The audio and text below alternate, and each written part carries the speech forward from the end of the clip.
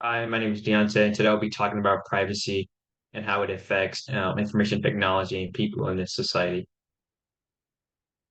One of the problems that we have that is a rising concern is how people information is being collected, shared, and abused, and also sold.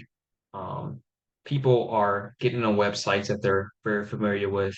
They're getting on social media platforms like Instagram, Facebook, Snapchat, and they're agreeing to terms and conditions without reading them.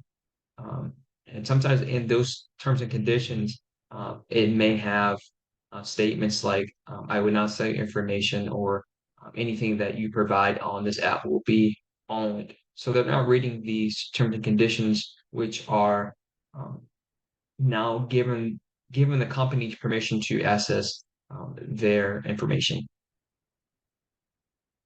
Here are some supporting examples about the issue. This is surveys and interviews that were collected at this statistics about how people felt about their information being publicized and easily accessible through people who are working at corporations and companies for these social media platforms that we use. A little bit of history about privacy. It was a human right in 1991.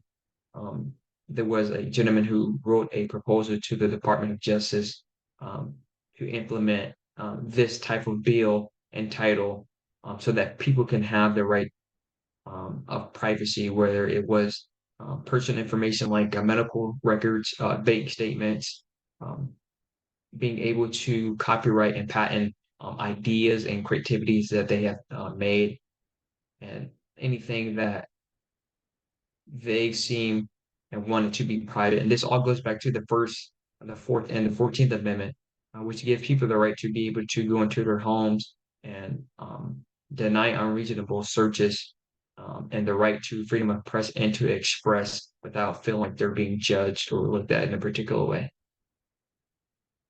Some definition keywords here, like privacy, personal information, fraud, and identity theft.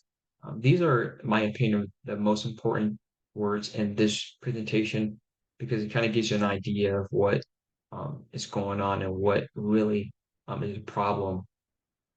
And when we talk about privacy, some of the advantages of having privacy, of course, you will have a wall up where people are not easy, are not, it's not easy for people to access your information, whether it be your phone number, your address, medical records, um, business records, anything that is pertaining with anything with your name on it, people will not be able to access it. Of course, there are disadvantages. Just like anything, there's advantages and there's disadvantages. But some of the disadvantages when it comes to privacy is you not having privacy, you are open and vulnerable for any type of attack from anywhere.